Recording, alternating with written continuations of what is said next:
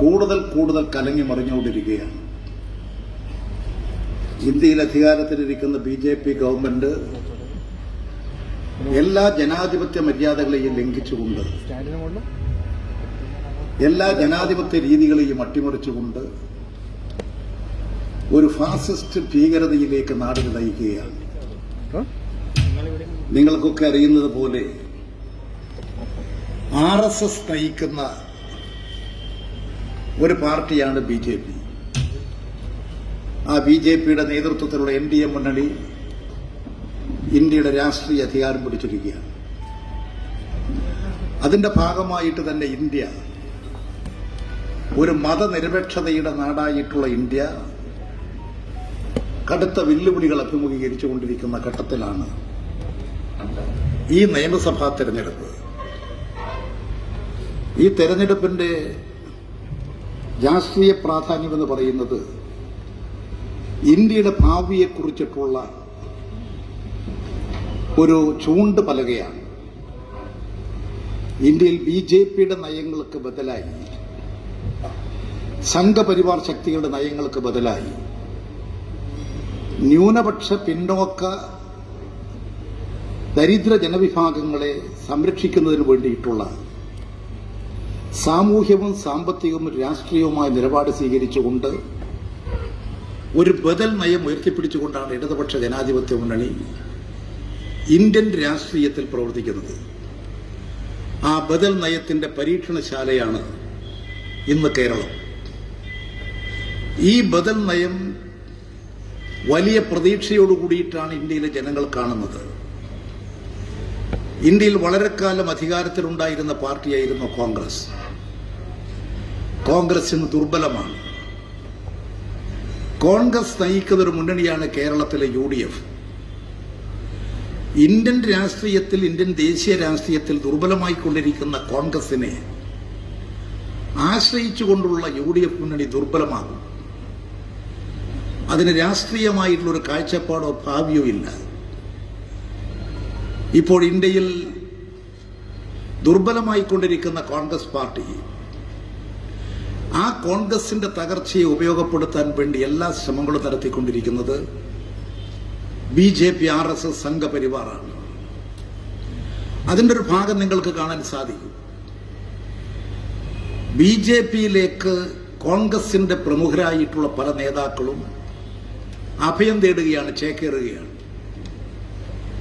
കഴിഞ്ഞ 5 വർഷക്കാലത്തിനുള്ളിൽ ഇന്ത്യയിലെ വിവിധ സംസ്ഥാനങ്ങളിൽ നിന്നായിട്ട് 100ഓളം വരുന്ന MLAമാർ, കോൺഗ്രസ് MLAമാർ, സംസ്ഥാന ഭരണമുള്ള പാർട്ടികളിലെ MLAമാർ കോൺഗ്രസ് വിട്ട് BJPയിലേക്ക് പോയി. ഇത് BJPയുടെ ഒരു പദ്ധതിയുടെ ഭാഗമായിട്ട് ടാർഗറ്റ് ചെയ്ത് നടത്തിക്കൊണ്ടിരിക്കുകയാണ്. ഇപ്പൊ ഈ തെരഞ്ഞെടുപ്പിന്റെ ഘട്ടത്തിൽ തന്നെ പോണ്ടിച്ചേരി നിയമസഭയിലേക്കുള്ള തെരഞ്ഞെടുപ്പുണ്ട്, തമിഴ്നാട് നിയമസഭയിലേക്കുള്ള തെരഞ്ഞെടുപ്പുണ്ട്, ബംഗാളിലുമുണ്ട്. പോണ്ടിച്ചേരിയും തമിഴ്നാടും കേരളത്തോട് ചേർന്ന് കിടക്കുന്ന സംസ്ഥാന പ്രദേശങ്ങളാണ്. ഈ പോണ്ടിച്ചേരിയിൽ കോൺഗ്രസിന്റെ പിന്തുണയോടുകൂടി കോൺഗ്രസിന്റെ ഒരു ഗവൺമെന്റ് സ്വതന്ത്രന്മാരുടെ പിന്തുണയോടുകൂടി, പ്രത്യേകിച്ച് മാഹി നിയോജക മണ്ഡലത്തിൽ നിന്നും തെരഞ്ഞെടുക്കപ്പെട്ടിട്ടുള്ള CPMന്റെ MLA ഉൾപ്പെടെയുള്ളവരുടെ പിന്തുണ കൊണ്ടാണ് അവിടെ കോൺഗ്രസിന്റെ ഭരണം തുടർന്നെടുത്തത്. ആ കോൺഗ്രസിന്റെ ഭരണം തകർന്നുപോയി. തകർന്നിരിക്കുന്നത് കോൺഗ്രസിന്റെ നേതാക്കൾ, കോൺഗ്രസിന്റെ MLAമാർ കൂട്ടത്തോടെ രാജിവെച്ച് BJPയിൽ ചേർന്നു. സംസ്ഥാനത്ത് ഭരണം നടത്തിക്കൊണ്ടിരിക്കുന്ന ഒരു പാർട്ടി, ആ പാർട്ടിയുടെ MLAമാര് BJPയിലേക്ക് മാറി. അതിന്റെ ഫലമായിട്ടാണ് പോണ്ടിച്ചേരി ഗവൺമെന്റ് തകർത്തത്. ഇതൊരു പോണ്ടിച്ചേരിയിൽ മാത്രമല്ല, ഇന്ത്യയിൽ നിരവധി സംസ്ഥാനങ്ങളിൽ, മധ്യപ്രദേശിലെ BJP കോൺഗ്രസിന്റെ ഗവൺമെന്റ് എങ്ങനെ തകർന്നു? കോൺഗ്രസ് MLAമാര് BJPയിലേക്ക് പോയി. ഗോവ 40 അംഗ നിയമസഭാംഗങ്ങളുള്ള ഗോവയിൽ ഭൂരിപക്ഷമുള്ള പാർട്ടി കോൺഗ്രസ് ആയിരുന്നു. കോൺഗ്രസിന്റെ മുഖ്യമന്ത്രി സ്ഥാനാർത്ഥി ഉൾപ്പെടെ ജയിച്ചു കഴിഞ്ഞതിന് ശേഷം ഗവൺമെന്റ് രൂപീകരിക്കേണ്ട ഘട്ടത്തിൽ കോൺഗ്രസ് നിന്ന് BJP-യിലേക്ക് പണം കൊടുത്ത് BJP MLA-മാരെ വിലക്കെടുക്കുക, അതിനുള്ള രാഷ്ട്രീയമായി കോൺഗ്രസ് രൂപപ്പെട്ട് കഴിഞ്ഞിരിക്കുകയാണ്. ഇതിപ്പോ അവിടെ മാത്രമല്ല, അരുണാചൽ പ്രദേശ് എങ്ങനെയാ അവിടുത്തെ ഗവൺമെന്റ് തകർന്നത്? ഇന്ത്യയിലെ പല സംസ്ഥാനങ്ങളിലും ഏതാണ്ട് 6-7 സംസ്ഥാനങ്ങളിൽ കോൺഗ്രസ് പാർട്ടി നയിച്ചിരുന്ന ഗവൺമെന്റുകൾ തകർത്തു. അവർ BJP-യിലേക്ക് പോയി. കോൺഗ്രസ് ദുർബലപ്പെടുന്നു. അതിന്റെ ഭാഗമാണ് കേരളത്തിലും. കേരളത്തിലെ UDF കോൺഗ്രസ് നയിക്കുന്ന മുന്നണി ഇവിടെയും ദുർബലപ്പെടുകയാണ്. അവർക്ക് ഇനി ദേശീയ രാഷ്ട്രീയത്തെ നയിക്കാനുള്ള കരുത്തോ ശക്തിയോ ഇല്ലാത്തൊരു പാർട്ടിയായി അവർ അതപ്പതിച്ചിരിക്കുന്നു. ഗോവിന്ദൻ മാഷ് ഇവിടെ എത്തിക്കഴിഞ്ഞിട്ടുണ്ട്. അതപ്പതിച്ചു കഴിഞ്ഞിരിക്കുകയാണ്. അതുകൊണ്ട് ഇത്തരമൊരു രാഷ്ട്രീയ സാഹചര്യം കേരളത്തിലുള്ളപ്പോൾ ഇന്ത്യയിലെ ജനങ്ങൾ എങ്ങനെയാണ് കോൺഗ്രസിനെ നിരീക്ഷിക്കുന്നത്? അതിന്റെ ഫലങ്ങൾ കേരളത്തിലെ ജനത കോൺഗ്രസ് ഐയെ തള്ളിക്കൊണ്ടിരിക്കുകയാണ്. ഇപ്പോൾ തന്നെ കോൺഗ്രസ് ഐയുടെ പ്രമുഖരായിട്ടുള്ള പല നേതാക്കളും കോൺഗ്രസ് വിട്ടുകഴിഞ്ഞിരിക്കുകയാണ്. ഇനിയും പലരും തയ്യാറെടുക്കുകയാണ്. കോൺഗ്രസിന്റെ പ്രമുഖരായിട്ടുള്ള പല നേതാക്കളും നേതൃത്വത്തോട് വിലപേശുന്നത്, എന്നെ KPCC-യുടെ പ്രസിഡന്റ് ആക്കുന്നില്ലെങ്കിൽ ഞാൻ BJP-യിലേക്ക് പോകും. ഭയന്ന് കഴിയുകയാണ് കോൺഗ്രസിന്റെ കേന്ദ്ര നേതൃത്വം. പോകില്ലെന്ന് പലർക്കും പറയാനും സാധിക്കില്ല. ഇവിടെ തന്നെ കേരളത്തിൽ മുല്ലപ്പള്ളി രാമചന്ദ്രനെ പുറത്താക്കി KPCC പ്രസിഡന്റ് ആകാൻ കഴിയുമെന്ന് പ്രതീക്ഷ വെച്ച് പുലർത്തി. ഇല്ലെങ്കിൽ എന്ത് സംഭവിക്കും അടുത്ത ദിവസങ്ങളിലേ കാണാൻ സാധിക്കും. അതുകൊണ്ട് കോൺഗ്രസിന്റെ അവസ്ഥ അതാണ്. കോൺഗ്രസുമായി സഹകരിക്കാൻ ഇന്ത്യയിലെ മിക്ക രാഷ്ട്രീയ പാർട്ടികളും ഇന്ന് സന്നദ്ധമല്ല. അതിന്റെ ഒരു പ്രധാനപ്പെട്ട കാരണം നമ്മുടെ അടുത്ത കാലത്താണ് ബീഹാർ നിയമസഭാ തെരഞ്ഞെടുപ്പ് നടന്നത്. ബീഹാറിൽ മത്സരിച്ചത് കമ്മ്യൂണിസ്റ്റ് പാർട്ടിയും മാർക്സിസ്റ്റ് RJD ഉൾപ്പെടെ കോൺഗ്രസുമായി സഹകരിച്ചിട്ടാണ്. RJDയും കോൺഗ്രസും തമ്മിലുള്ള സഖ്യത്തിലായിരുന്നു. ആ സഖ്യത്തോടൊപ്പം തന്നെയായിരുന്നു RJDയുമായിട്ട് CPM, CPI ഇടതുപക്ഷ പാർട്ടികളും. ബീഹാർ ഒരു ചെറിയ പാർട്ടിയാണ്. ആ ബീഹാറിൽ കോൺഗ്രസ് ശക്തമായ വിലപേശൽ നടത്തി വിശാല മുന്നണിയിൽ നിന്ന് 70 സീറ്റുകൾ കരസ്ഥമാക്കി. 70 സീറ്റ് കരസ്ഥമാക്കി ഫലം വന്നപ്പോൾ 19 സീറ്റിലാണ് കോൺഗ്രസ് ജയിച്ചത്. തെരഞ്ഞെടുപ്പിന് ശേഷം വിശാല മുന്നണി വിലയിരുത്തിയിട്ട് പറഞ്ഞു, ഈ സീറ്റ് കോൺഗ്രസിന് കൊടുത്തത് കൊണ്ട് ഭരണം നഷ്ടപ്പെട്ടു. ബീഹാറിൽ BJP-യുടേതല്ലാത്തൊരു ഭരണം, BJP-യുടെ NDA-യുടേതല്ലാത്തൊരു ഭരണം വരാനുള്ള സാധ്യതയുണ്ടായിരുന്നു. ഇവർ വിലപേശി, ഇവർ സീറ്റ് വാങ്ങി. കോൺഗ്രസുമായിട്ടുള്ള ബന്ധമാണെന്ന് വന്നതോടുകൂടി ജനങ്ങൾ വെറുത്തു. ഇപ്പോൾ തമിഴ്നാട്ടിൽ നിങ്ങൾക്ക് കാണാം. തമിഴ്നാട്ടിൽ കഴിഞ്ഞ തെരഞ്ഞെടുപ്പിൽ 48 സീറ്റിൽ മത്സരിച്ചതാണ് കോൺഗ്രസ്. DMK-യുമായിട്ട് സഹകരിച്ചുകൊണ്ടാണ്. ഇപ്പോൾ അവിടെ മത്സരിക്കുന്നത് 20ഓ 25ഓ സീറ്റിനുള്ളിൽ ഇപ്പൊ ചർച്ച നടന്നുകൊണ്ടിരിക്കുകയാണ്. കോൺഗ്രസ് കഴിഞ്ഞ തെരഞ്ഞെടുപ്പിൽ 48 സീറ്റിൽ മത്സരിച്ച കോൺഗ്രസ് തമിഴ്നാട്ടിൽ 20ലേക്ക് ചെന്നെത്തുകയാണ്. ഇതാണ് ഇന്ത്യൻ രാഷ്ട്രീയത്തിൽ കോൺഗ്രസിന്റെ അവസ്ഥ. കോൺഗ്രസ് രാഷ്ട്രീയ നയങ്ങളുടെ തകർച്ച, അവർ വെച്ചു പുലർത്തുന്ന ഇടതുപക്ഷ വിരുദ്ധ നിലപാടുകൾ, ജനവിരുദ്ധ നിലപാടുകൾ, ഈ നിലപാടുകളുടെ ഫലമായിട്ട് ഇന്ത്യയിൽ കോൺഗ്രസ് ദുർബലപ്പെടുന്നു. അവർ നയിച്ചുകൊണ്ടിരിക്കുന്ന മുന്നണിയും ദുർബലപ്പെടുകയാണ്. അവരിപ്പോൾ കേരളം ഒരു പച്ച തുരുത്താണ്. ഒരു ദേശീയ ബദലിന്റെ ഒരു പരീക്ഷണശാലയാണ്. വൻ ജനപിന്തുണ നേടി വൻ വിജയം കരസ്ഥമാക്കേണ്ടത് ഇന്ത്യൻ ദേശീയ രാഷ്ട്രീയത്തിന്റെ അനിവാര്യതയാണ്. ആ അനിവാര്യത കാത്തുസൂക്ഷിക്കാനുള്ള ധർമ്മമാണ് ഇന്ന് കേരള ജനതയ്ക്ക് വന്നുചേർന്നിട്ടുള്ളത്. കേരളം മാത്രമല്ല, ബിജെപിയുടെ നയങ്ങൾക്കെതിരായി അധ്വാനിക്കുന്ന ജനങ്ങളെ, തൊഴിലാളി കർഷക ജനവിഭാഗങ്ങളെ അണിനിരത്തിക്കൊണ്ട് ഒരു ദേശീയപത രൂപപ്പെടുത്തി സാമ്പത്തിക, രാഷ്ട്രീയ, സാമൂഹ്യ രംഗങ്ങളിൽ ഒരു ബദൽ നയത്തിന്റെ അടിസ്ഥാനത്തിൽ ജനങ്ങൾ അണിനിരത്തി ബിജെപിയെ, സംഘപരിവാർ ശക്തികളെ ദുർബലപ്പെടുത്തുക, പരാജയപ്പെടുത്തുക എന്ന ധർമ്മം നിർവഹിക്കാൻ ഈ കേരളം നേതൃത്വപരമായിട്ടുള്ള ചുമതല ഏറ്റെടുക്കുകയാണ്. അതിന്റെ ഭാഗമായിട്ട് ഈ തെരഞ്ഞെടുപ്പിന്റെ രാഷ്ട്രീയ പ്രാധാന്യം മനസ്സിലാക്കുക. ഇവിടെ മതന്യൂനപക്ഷങ്ങൾ ആക്രമിക്കപ്പെടും. സംഘപരിവാർ അധികാരത്തിൽ വന്നതിന് ശേഷം ഇന്ത്യയിൽ പാസാക്കിയെടുത്തിട്ടുള്ള മിക്ക നിയമങ്ങളും ന്യൂനപക്ഷ ജനവിഭാഗത്തെ ലക്ഷ്യം വെച്ചിട്ടാണ്. ബിജെപി ആവിഷ്കരിക്കുന്ന നയങ്ങൾ മുസ്ലിം, ക്രിസ്ത്യൻ ന്യൂനപക്ഷത്തെ ആക്രമിക്കാനാണ്. ദളിത് ജനവിഭാഗങ്ങൾ അടിമകളാക്കി തീർക്കാനാണ്.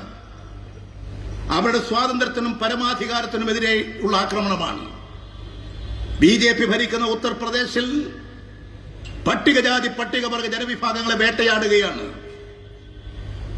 അവിടെയൊക്കെ നിങ്ങൾക്ക് ഉത്തർപ്രദേശിലൊക്കെ നടന്നിരിക്കുന്ന ഹീനമായ സംഭവങ്ങൾ ഇന്ത്യയുടെ രാഷ്ട്രീയ ചരിത്രത്തിൽ നിറഞ്ഞു നിൽക്കുകയാണ്. വഹത്ത് നടത്തിയിട്ടുള്ള നിഷ്ഠൂരമായിട്ടുള്ള ക്രൂരബലാത്സംഗം, പട്ടികജാതി വിഭാഗത്തിൽപ്പെട്ട പെൺകുട്ടിയെ കൂട്ടബലാത്സംഗം ചെയ്ത് കൊല ചെയ്തു. ആ പെൺകുട്ടിയുടെ പിതാവിനെ കൊലയാളി വെടിവെച്ചു കൊല്ലുകയാണ്. ആ കൊലയാളിക്ക് സംരക്ഷണം കൊടുക്കുകയാണ് അവിടുത്തെ ബിജെപി ഗവൺമെന്റ്, RSS സംഘപരിവാർ. ഇതേതെങ്കിലും ഒറ്റപ്പെട്ട സംഭവമല്ല. ബിജെപി ഭരിക്കുന്ന സംസ്ഥാനങ്ങളിൽ അവിടുത്തെ ജനങ്ങൾ അനുഭവിച്ചുകൊണ്ടിരിക്കുന്ന പ്രശ്നങ്ങളാണ്. അതുകൊണ്ട് ബിജെപി സംഘപരിവാറിനെതിരായിട്ടുള്ള രാഷ്ട്രീയ ശക്തി ഇടതുപക്ഷ ജനാധിപത്യ ശക്തികളാണ്. ആ ശക്തികൾക്ക് ഇന്ത്യയിൽ കരുത്തും പിന്തുണയും കൊടുക്കാൻ കേരള ജനതയുടെ ഈ തെരഞ്ഞെടുപ്പ് പോരാട്ടങ്ങളിലൂടെ സാധിക്കും. കേരളത്തിലൂടെ വിവിധ നേതാക്കളൊക്കെ പ്രസംഗിക്കാനുള്ളത് കൊണ്ട് ഞാൻ വിശദമായ കാര്യങ്ങളിലേക്ക് പോകുന്നില്ല. ഒരു കാര്യം, കഴിഞ്ഞ 5 വർഷക്കാലം ഈ കേരളം നേടിയിട്ടുള്ള നേട്ടങ്ങളുണ്ട്. അതൊരു ബദൽ നയത്തിന്റെ ഭാഗമായിട്ടുള്ള വിജയമാണ്. കഴിഞ്ഞ 5 വർഷക്കാലം പിണറായി വിജയന്റെ നേതൃത്വത്തിലുള്ള ഇടതുപക്ഷ ജനാധിപത്യ മുന്നണി ഗവൺമെന്റ് സർവ്വ മേഖലകളിൽ ഒരു മാറ്റം ഉണ്ടാക്കിയില്ലേ? ഈ കേരളത്തിലെ ഏതെങ്കിലും ഒരു കുടുംബം ഈ ഗവൺമെന്റിന്റെ ഫലമായിട്ടുണ്ടായ നേട്ടങ്ങൾ അനുഭവിക്കാത്ത കുടുംബങ്ങളുണ്ടോ? ഏതെങ്കിലും ഒരു കുടുംബമുണ്ടോ? ഏതെങ്കിലും ഒരു വ്യക്തിയുണ്ടോ? കേരളത്തിലെ മുഴുവൻ ജനങ്ങളും ഈ അനുകൂലമായ സാഹചര്യങ്ങൾ അനുഭവിച്ചിട്ടുള്ളവരാണ്. ആ ജനത ഈ ഗവൺമെന്റിനെ കൈവിടില്ല, ഈ മുന്നണിയെ കൈവിടില്ല. അവർ ഈ മുന്നണി ശക്തിപ്പെടണമെന്നാണ് ആഗ്രഹിക്കുന്നത്. 1956 കേരള സംസ്ഥാന രൂപീകരണം നടന്നു. ഐക്യ കേരളം. 56 രൂപീകരിച്ച കേരളം 64 വർഷം പിന്നിട്ടു. ഒട്ടനവധി ഗവൺമെന്റുകൾ വരികയും പോവുകയും ചെയ്തു. പക്ഷേ ജനങ്ങളുടെ ജീവിത പ്രശ്നങ്ങൾക്ക് പരിഹാരം ഉണ്ടാക്കാൻ കഴിഞ്ഞിട്ടില്ല. ആ ജീവിത പ്രശ്നങ്ങൾക്കൊക്കെ പരിഹാരം കാണണം. പരിഹാരം കാണണമെങ്കിൽ ഒരു പുതിയ കേരളം തന്നെ നമുക്ക് സൃഷ്ടിക്കണം. ലോകത്തിലെ ഒട്ടനവധി രാജ്യങ്ങൾ ശാസ്ത്രരംഗത്ത്, സാങ്കേതിക രംഗത്തുണ്ടായിട്ടുള്ള വളർച്ചയെ ഉപയോഗപ്പെടുത്തിക്കൊണ്ട് സമ്പന്ന രാജ്യങ്ങളായി, പ്രദേശങ്ങളായി വളർന്നു വന്നു.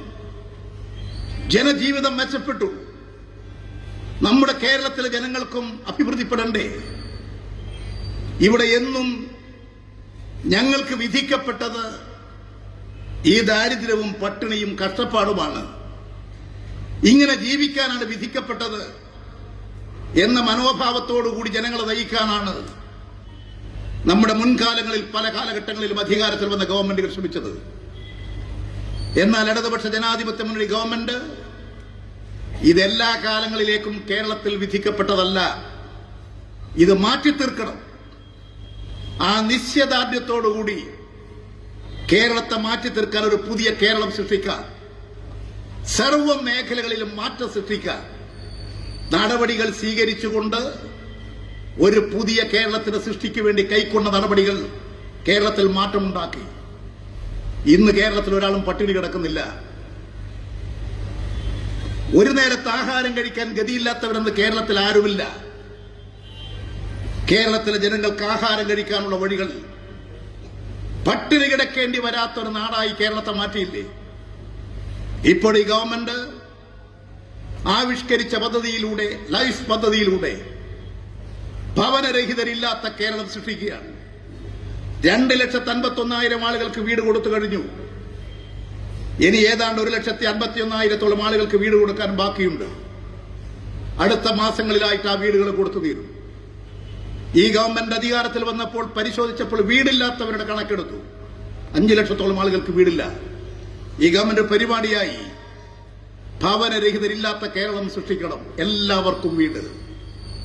ഈ നടപടി സ്വീകരിച്ചുകൊണ്ട് ഗവൺമെന്റ് മുന്നോട്ട് പോയി.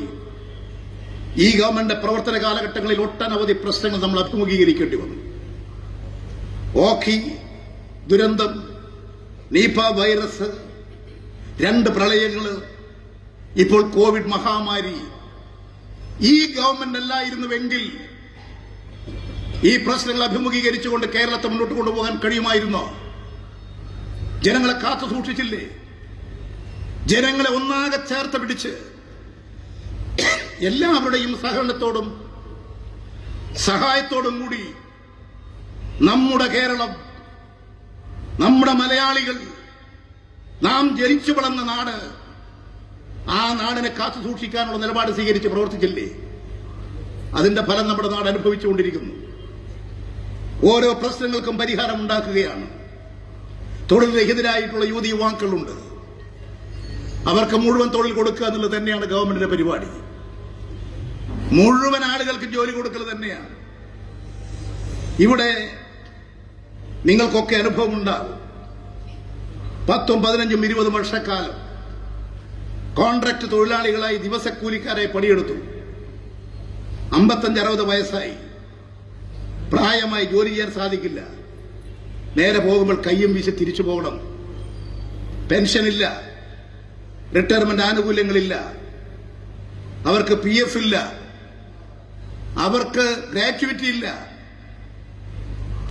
തിരിച്ചു പോകണ്ടേ? അവരെ ജീവിതം സംരക്ഷിക്കാൻ 10 വർഷം തുടർച്ചയായി അവരുടെ തെറ്റുകൊണ്ടല്ല, അവർ ജോലി ചെയ്യുകയാണ്.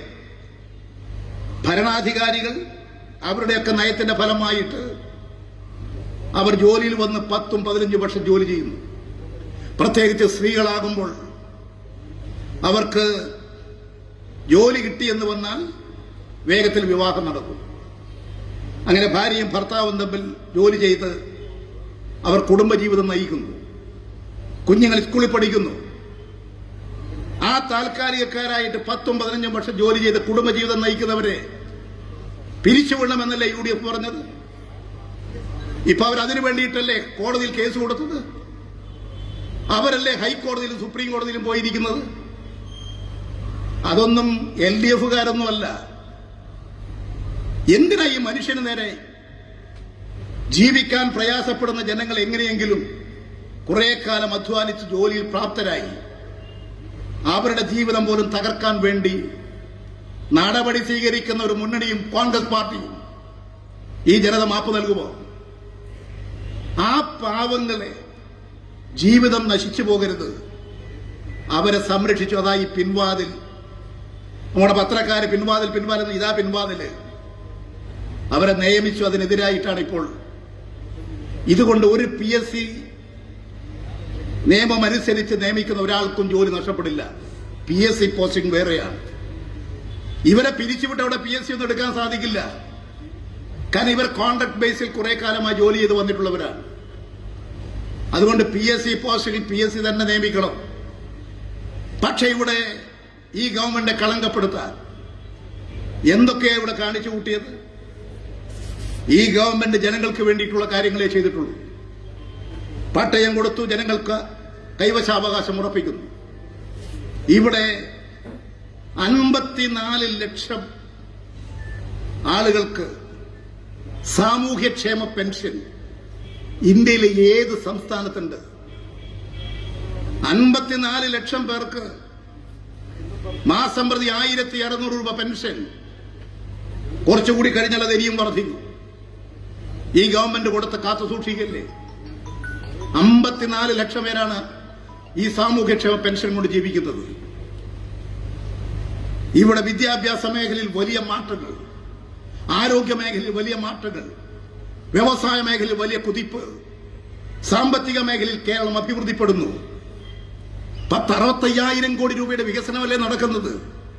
നിങ്ങൾ ഈ നാഷണൽ ഹൈവേ, ഇവിടുത്തെ പാലങ്ങൾ, ഇപ്പോൾ തന്നെ നാം ഇവിടുന്ന് മയ്യിൽ ഭാഗത്തുനിന്ന് ഇവിടത്തേക്ക് വരാനുള്ള പാലങ്ങൾ, റോഡുകൾ, ഇതൊക്കെ എന്തുകൊണ്ടാണ് ഉണ്ടായത്? ഈ കിഫ്ബിയും ഫണ്ടും കൊണ്ടാണ്. അത് ഗവൺമെന്റിന്റെ പ്രത്യേകമായിട്ടുള്ള ഒരു പദ്ധതിയുടെ ഭാഗമായിട്ടാണ്.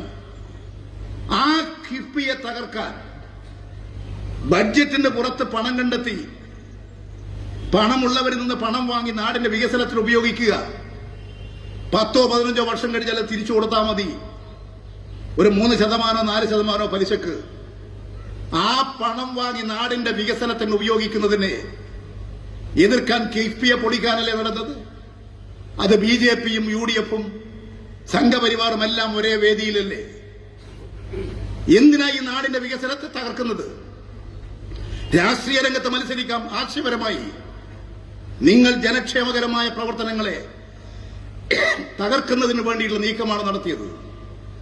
ഇനി നമുക്ക് ഒരുപാട് കാര്യങ്ങൾ ചെയ്തു തീർക്കാനുണ്ട്. ഇപ്പൊ നമ്മുടെ പടിഞ്ഞാറൻ ഭാഗത്തുകൂടി കടന്നു പോകുന്ന ദേശീയപാത, മലയോര ഹൈവേ, ഇടനാടൻ പാതകൾ, ഒട്ടനവധി റോഡുകൾ, ഇനിയും ഒട്ടനവധി പാലങ്ങൾ, സ്കൂളുകൾ, കെട്ടിടങ്ങൾ, ആശുപത്രികൾ ഇനിയും നമുക്ക് വേണം. ഇതാ സെമി ഹൈസ്പീഡ് റെയിൽവേ, കാസർഗോഡ് നിന്ന് തിരുവനന്തപുരത്തേക്ക് 4 മണിക്കൂർ മതി. ഈ നാട് വളരട്ടെ, വികസിക്കട്ടെ. നാടിന്റെ ഓരോ ജനതയുടെയും അഭിവൃദ്ധിക്ക് വേണ്ടിയിട്ടുള്ള നടപടികളല്ലേ ഈ ഗവൺമെന്റ് സ്വീകരിക്കുന്നത്? ഏതെങ്കിലും ജനവിരുദ്ധമായ നിലപാടുകൾ ഈ ഗവൺമെന്റ് സ്വീകരിച്ചിട്ടുണ്ടോ? ഇവിടെ കാർഷിക രംഗത്ത് കൃഷിക്കാർക്ക് എത്രമാത്രം ജനക്ഷേമകരമായ പദ്ധതികളാണ് നടപ്പിലാക്കിക്കൊണ്ടിരിക്കുന്നത്? കേരളം ഇന്ന് ഭക്ഷ്യരംഗത്ത് ഒരു സ്വയം പര്യാപ്തതയിലേക്ക് പോവുകയാണ്. ഈ കോവിഡിന്റെ കാലത്ത് നമ്മൾ പരിശോധിച്ചപ്പോൾ കണ്ടിട്ടുള്ളത് ഭക്ഷ്യധാന്യങ്ങളില്ല. അരിയും പയറുവർഗ്ഗങ്ങളും പച്ചക്കറിയും ഒന്നും ഇവിടെ ഇല്ല. എല്ലാം ഇതര സംസ്ഥാനത്ത് നിന്ന് വരികയാണ്. ഇതര സംസ്ഥാനങ്ങളിൽ ട്രക്കും ലോറിയും വന്നില്ലെങ്കിൽ കേരളം പട്ടിണിയിലാകും. ഈ അനുഭവത്തിന്റെ അടിസ്ഥാനത്തിലാണ്, ഈ കാര്യങ്ങൾ മനസ്സിലാക്കിക്കൊണ്ടാണ് കേരളത്തിന് സ്വന്തം കാലിൽ നിന്നുകൊണ്ട് അഭിവൃദ്ധിപ്പെടാൻ സാധിക്കണം. നമുക്ക് വേണ്ട ആഹാരം നമുക്കുണ്ടാക്കാൻ കഴിയണം. അതുണ്ടാക്കിയെടുക്കാനാണ് കാർഷിക രംഗത്ത് സുഭിക്ഷ കേരളം പദ്ധതി നടപ്പിലാക്കിയില്ലേ? 6.25 ലക്ഷം ടൺ ഭക്ഷ്യധാന്യങ്ങളുടെ രംഗത്ത് ഇരട്ടിയിൽ കൂടുതൽ, 3 ഇരട്ടി പച്ചക്കറിയുടെ ഉൽപാദനം ഇവിടെ വർദ്ധിപ്പിച്ചു. കാർഷിക രംഗത്ത് 20,000 ഹെക്ടർ സ്ഥലത്തുണ്ടായിരുന്ന പച്ചക്കറി ഇന്ന് 60,000 ഹെക്ടർ സ്ഥലത്തേക്ക് വ്യാപിച്ചു. 50,000 ഹെക്ടർ ഭൂമിയിൽ കൃഷി ആരംഭിച്ചു. ഇപ്പോൾ ഒരു കാർഷിക സംസ്കൃതി തിരിച്ചു വന്നില്ലേ? നമുക്കെല്ലാം ഇപ്പോൾ ഒരു കാർഷിക സംസ്കൃതി ഉണ്ടായില്ലേ? നാം തന്നെ നമ്മുടെ വീട്ടുമുറ്റത്ത് പച്ചക്കറി വെച്ച് പിടിപ്പിക്കാൻ തുടങ്ങിയില്ലേ? ഒരു പുതിയ കേരളത്തിന്റെ ഒരു വികാരം നമ്മളിൽ ഉണ്ടായില്ലേ? ഈ ഗവൺമെന്റ് വരുന്നതിന് മുമ്പ് നാട് മുഴുവൻ എന്തായിരുന്നു? മാലിന്യ കൂമ്പാരങ്ങളായിരുന്നില്ലേ? നിങ്ങളെ തളിപ്പറമ്പ് ടൗണിലൂടെ നടന്നു പോകാൻ കഴിയുമായിരുന്നോ? കണ്ണൂർ പട്ടണത്തിലൂടെ നടന്നു പോകാൻ കഴിയുമായിരുന്നോ? വഴിയോരങ്ങൾ മുഴുവൻ, നാഷണൽ ഹൈവേയുടെ വശങ്ങൾ മുഴുവൻ മാലിന്യങ്ങളല്ലേ? ഇപ്പോൾ എന്തുകൊണ്ടില്ല? ഈ മാലിന്യ സംസ്കരണത്തിന് വേണ്ടി ഹരിത കേരളം ഒരു പദ്ധതി ആവിഷ്കരിച്ചുകൊണ്ട് കേരളത്തിലെ ജനങ്ങളെ രക്ഷിക്കാൻ ഫലപ്രദമായ നടപടി സ്വീകരിച്ചു. എല്ലാ രംഗങ്ങളിലും ഈ ഗവൺമെന്റ് ജനങ്ങൾക്ക് വേണ്ടി എന്താണോ വേണ്ടത് ആ കാര്യം കണ്ടെത്തി നിർവഹിച്ച് കേരളത്തെ വളർത്തി. ഇത് കണ്ട് സഹിക്കാൻ കഴിയുന്നില്ല കേന്ദ്രത്തിലിരിക്കുന്ന BJPക്ക്. അവർ ഈ ഗവൺമെന്റിനെ തകർക്കാൻ എത്ര കാലമായി പുറപ്പെട്ടിട്ട് എന്തെല്ലാം നടപടികൾ സ്വീകരിച്ചു, ആരെയെല്ലാം വഴിവിട്ട് ഉപയോഗിച്ചു. അവസാനം ഒരു സ്ത്രീയെ കൊണ്ടുവന്ന് സ്വർണ്ണക്കള്ളക്കടത്ത് ഈ ഗവൺമെന്റിനെ അപകീർത്തിപ്പെടുത്താൻ ശ്രമിച്ചില്ലേ? ജനങ്ങൾ തിരിച്ചറിഞ്ഞു ഈ ഗവൺമെന്റ് ഒരു കുറ്റം ചെയ്യുന്നവരെ സംരക്ഷിക്കുന്ന ഗവൺമെന്റ് അല്ല. ചിലപ്പോൾ ചില സാഹചര്യങ്ങൾ ചില ചെയ്തിട്ടുണ്ടാകും. തെറ്റാണ്, ആര് ചെയ്താലും കുറ്റമാണ്. ഏത് മേഖലയിലും നടപടികൾ സ്വീകരിക്കുന്നുണ്ട്. ഒരു സ്വർണ്ണക്കള്ളക്കടത്ത് നടത്തിയവരെ സംരക്ഷിക്കാനും അതിനുവേണ്ടി ഒത്താശ ചെയ്തവരെ സംരക്ഷിക്കാനും അതുവഴി ഗവൺമെന്റിനെ കളങ്കപ്പെടുത്താനുമല്ലേ UDF-ഉം BJPയും ശ്രമിച്ചത്. സ്വർണ്ണക്കള്ളക്കടത്തിൽ പങ്കുണ്ടെങ്കിൽ അത് പ്രധാനമായും BJPക്കാണ്, അത് UDF-നാണ്. അവരുടെ എല്ലാം ഒത്താശകളും അവരുടെ എല്ലാം പിന്തുണയും കൊണ്ട് നടത്തിയിട്ടുള്ള തുടർച്ച. ഇന്റർനാഷണൽ എയർപോർട്ടുകൾ കേരള ഗവൺമെന്റിന് കീഴിലാണോ? ഈ വിമാനത്താവളങ്ങൾ കേന്ദ്ര ഭരണത്തിന് കീഴിലല്ലേ? കസ്റ്റംസ് കേന്ദ്ര ഗവൺമെന്റിന്റെ കീഴിലല്ലേ? കള്ളക്കടത്ത് പിടിക്കേണ്ടതും കുറ്റം തെളിയിക്കേണ്ടതും അവരുടെ ചുമതലയല്ലേ? സ്വർണ്ണക്കള്ളക്കടത്ത് സംബന്ധിച്ച് ഇന്നത്തെ ദിവസം പോലും വ്യക്തമായ തെളിവുകൾ കോടതിയുടെ മുമ്പാകെ ഹാജരാക്കാൻ കഴിഞ്ഞോ? ഇതൊരു തുടർക്കഥയുണ്ടാക്കാൻ, ഈ ഗവൺമെന്റിന്റെ ജനക്ഷേമകരമായ പ്രവർത്തനങ്ങളെ കളങ്കപ്പെടുത്താൻ ഏത് വൃത്തികെട്ട വഴികളും ഉപയോഗിക്കും. കോൺഗ്രസിന് ആ പാരമ്പര്യമുണ്ട്. പ്രതിപക്ഷത്തെ തകർക്കാൻ മാത്രമല്ല. ഞാൻ എന്റെ പ്രസംഗം നീട്ടാൻ ഉദ്ദേശിക്കുകയല്ല. നിങ്ങൾക്ക് ഓർമ്മയുണ്ടാകും, കെ കരുണാകരൻ കോൺഗ്രസിന്റെ പ്രമുഖനായിട്ടുള്ള ഭരണകർത്താവ്, രാഷ്ട്രീയ നേതാവായിരുന്നു. കെ കരുണാകരന്റെ ഭരണം തകർക്കാൻ മാലിദ്വീപിൽ നിന്നൊരു സ്ത്രീ വന്നില്ലേ? നമ്പി നാരായണൻ എന്ന് പറയുന്ന ഇന്ത്യയിലെ ഏറ്റവും ശക്തവാനായിട്ടുള്ള ഏറ്റവും പ്രശസ്തനായ ഒരു ശാസ്ത്രജ്ഞനെ ഈ സ്ത്രീയുമായി ബന്ധിപ്പിച്ചുകൊണ്ട് ഇന്ത്യയുടെ രഹസ്യങ്ങൾ ചോർത്താൻ, ആണവ രഹസ്യങ്ങൾ ചോർത്താൻ ഈ മാലിദ്വീപിൽ നിന്ന് ഈ സ്ത്രീ വന്നതാണ്. നമ്പി നാരായണനെ അതിന് ഉപയോഗിച്ചു. ഇതിലെ കരുണാകരൻ കൂട്ടുനിന്നെന്ന് പറഞ്ഞ് കരുണാകരനെതിരെ യുദ്ധം പ്രഖ്യാപിച്ചില്ലേ? ആ കരുണാകരനെ അവസാനം ഉമ്മൻചാണ്ടി അധികാരത്തിൽ നിന്നും കുത്തി താഴെ ഇറക്കി. കരുണാകരൻ ദുഃഖത്തോടുകൂടി നെഞ്ചത്തടിച്ച് നിലവിളിച്ചിട്ട് പോയി. എന്തായി ആ കേസ്? ഇപ്പോൾ ഒരു വർഷം മുമ്പ് കേരളത്തിന്റെ ഇന്ത്യയുടെ സുപ്രീം കോടതി നമ്പി നാരായണനെ പീഡിപ്പിക്കുകയാണ് ചെയ്തത്. ഹീനമായ കാര്യമാണ് കേരളത്തിൽ നടന്നത്. ഒരു ലോക പ്രശസ്ത ശാസ്ത്രജ്ഞനെ ഒരു അധികാരം പിടിക്കാൻ, കരുണാകരന്റെ മന്ത്രിസഭ തകർക്കാൻ, കരുണാകരനെ പുറത്താക്കാൻ ചാരക്കേസ് ഉണ്ടാക്കി, അദ്ദേഹത്തെ മനോവ്യഥയ്ക്ക് വിധേയനാക്കി, സ്ത്രീയെ അവമാനിച്ചു. ഈ ക്രൂരമായ കൃത്യം ചെയ്തതിന് 1 കോടി രൂപ നമ്പി നാരായണ നഷ്ടപരിഹാരം കൊടുക്കണം. സുപ്രീം കോടതി ഉത്തരവിട്ടു. ആ ഉത്തരവ് നടപ്പിലാക്കാൻ കേരള ഗവൺമെന്റ് നിർബന്ധിതമായി.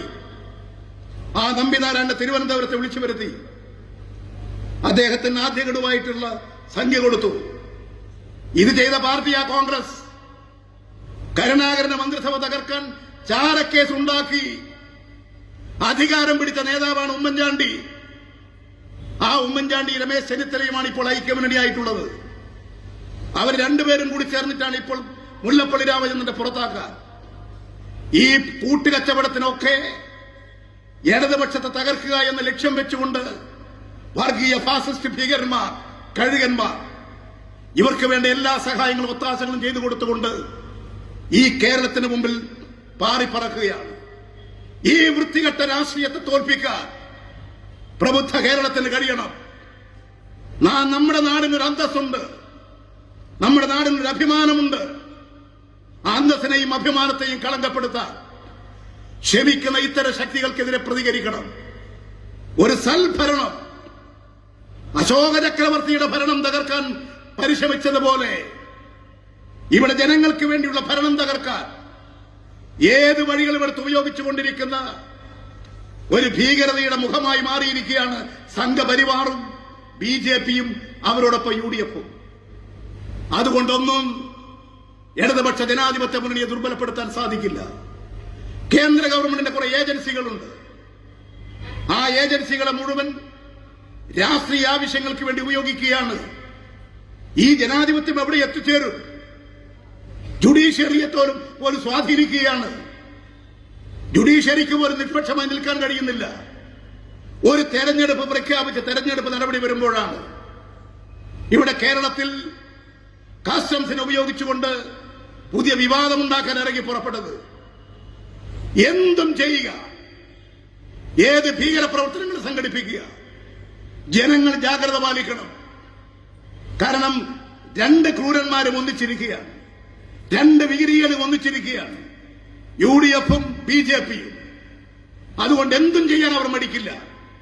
അതുകൊണ്ട് ഏത് ഭീകരതയും സൃഷ്ടിച്ചുകൊണ്ട് എന്ത് സംഘർഷങ്ങളും ഉണ്ടാക്കി തെരഞ്ഞെടുപ്പിന് അലങ്കോലപ്പെടുത്താനും അവരുടെ വൃത്തികെട്ട രാഷ്ട്രീയ പ്രവർത്തനങ്ങൾ ഉപയോഗപ്പെടുത്തിയേക്കും. അതുകൊണ്ട് തന്നെ കേരളമാണിത്, ഒരു ഇടതുപക്ഷത്തിന്റെ നാടാണിത്, ഇടതുപക്ഷ മനസ്സ് നിറഞ്ഞു നിൽക്കുന്ന നാടാണ് കേരളം.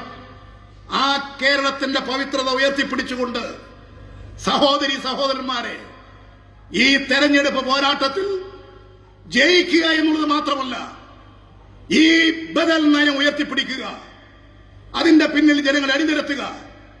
ഇന്ത്യയെ രക്ഷിക്കാനുള്ള ഈ പോരാട്ടത്തിൽ കേരളത്തിന് കരുത്തും ശക്തിയും നൽകുക. അതാണ് ഞങ്ങൾക്ക് ജനങ്ങളോട് അഭ്യർത്ഥിക്കാനുള്ളത്. അതുകൊണ്ട് ഇതിന്റെ ഭാഗമായിട്ട് ഈ തെരഞ്ഞെടുപ്പ് പ്രവർത്തനങ്ങൾ ഭംഗിയായി നിർവഹിച്ചു പോകാൻ ഓരോ മണ്ഡലങ്ങളിലും ഇന്നു മുതൽ തെരഞ്ഞെടുപ്പ് കമ്മിറ്റികൾ രൂപീകരിക്കുകയാണ്. ഇവിടെ ഞാൻ സൂചിപ്പിച്ചതുപോലെ സഖാവ് ഗോവിന്ദൻ മാസ്റ്റർ ഈ നാടിന്റെ സുപരിചിതനായിട്ടുള്ള കേരളത്തിൽ ഉന്നതനായിട്ടുള്ള രാഷ്ട്രീയ നേതാവ് തന്നെയാണ് ഇവിടെ മത്സരിക്കുന്നത്. അതുകൊണ്ട് തന്നെ അദ്ദേഹം ഇവിടെ മാത്രമല്ല പ്രവർത്തിക്കേണ്ടത്, കേരളമാകെ പ്രവർത്തിക്കേണ്ട നേതാവാണ്. എങ്കിലും നിങ്ങളോടൊപ്പം കുറെ ദിവസം ഉണ്ടാകും. അദ്ദേഹത്തിന്റെ സേവനങ്ങൾ ഈ നാട് അനുഭവിച്ചിട്ടുള്ളതാണ്. ഒരു ജനകീയനായിട്ടുള്ള സഖാവ് MV ഗോവിന്ദൻ മാസ്റ്ററെ വൻപിച്ച ഭൂരിപക്ഷത്തോടുകൂടി വിജയിപ്പിക്കാൻ ബൂത്ത് അടിസ്ഥാനത്തിൽ പ്രവർത്തനങ്ങൾ പ്ലാൻ ചെയ്ത് നടപ്പിലാക്കുക, അതിനുവേണ്ടിയുള്ള പ്രവർത്തനങ്ങൾക്ക് രൂപം കൊടുക്കാൻ വേണ്ടിയിട്ടാണ് നമ്മൾ ഇന്നിവിടെ സമ്മേളിച്ചിട്ടുള്ളത്. അതിനുവേണ്ടിയിട്ടുള്ള തെരഞ്ഞെടുപ്പ് കമ്മിറ്റി രൂപീകരിക്കുന്നതിന് വേണ്ടിയിട്ടാണ്. നമ്മുടെ സംസ്ഥാനത്ത് തന്നെ ഇത്തരത്തിലുള്ള തെരഞ്ഞെടുപ്പ് കമ്മിറ്റിയുടെ ആദ്യ രൂപീകരണ യോഗമാണ് തളിപ്പറമ്പ് നിയോജക മണ്ഡലത്തിൽ നാം ഇവിടെ സംഘടിപ്പിച്ചിട്ടുള്ളത്. ഈ ലക്ഷ്യം പൂർത്തീകരിക്കാൻ സഖാക്കളെ മുന്നോട്ട് വരിക. ജയമല്ല, ഈ നാട് മുഴുവൻ ഇടതുപക്ഷ മുന്നണിയോടൊപ്പം എന്ന് പ്രഖ്യാപിക്കാനുള്ളതാണ് ഈ തെരഞ്ഞെടുപ്പ് പോരാട്ടം. ആ ദൗത്യമാണ് നിങ്ങളെ ഏൽപ്പിക്കുന്നത്. ആ ദൗത്യം നിങ്ങൾ നിർവഹിക്കണമെന്ന് വിനയപുരസരം അഭ്യർത്ഥിച്ചുകൊണ്ട് കൂടുതൽ കാര്യങ്ങളിലേക്ക് വിശദീകരിക്കാൻ ഒരുപാട് നേതാക്കൾ ഇവിടെയുണ്ട്. ഒരുപക്ഷെ ഞാൻ അധികം പറയുന്നത് തന്നെ നിങ്ങൾ എന്നെ കുറ്റപ്പെടുത്താൻ ഇടയാക്കിയേക്കും എന്നുള്ളത് കൊണ്ട് ഞാൻ എന്റെ വാക്കുകൾ ഉപസംഹരിക്കുന്നു. ഈ പരിപാടി ഉദ്ഘാടനം ചെയ്തതായി അറിയിച്ചുകൊണ്ട് ഞാൻ എന്റെ വാക്കുകൾ അവസാനിപ്പിക്കുന്നു.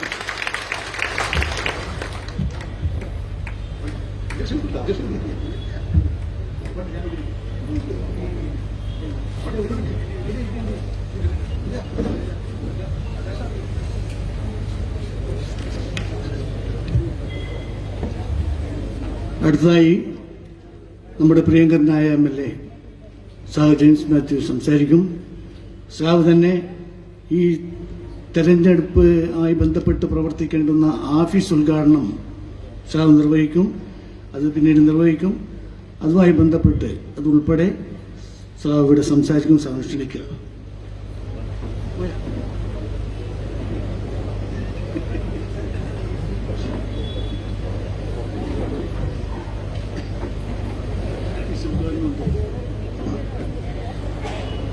അധ്യക്ഷൻ, വേദിയിലുള്ള പാർട്ടിയുടെ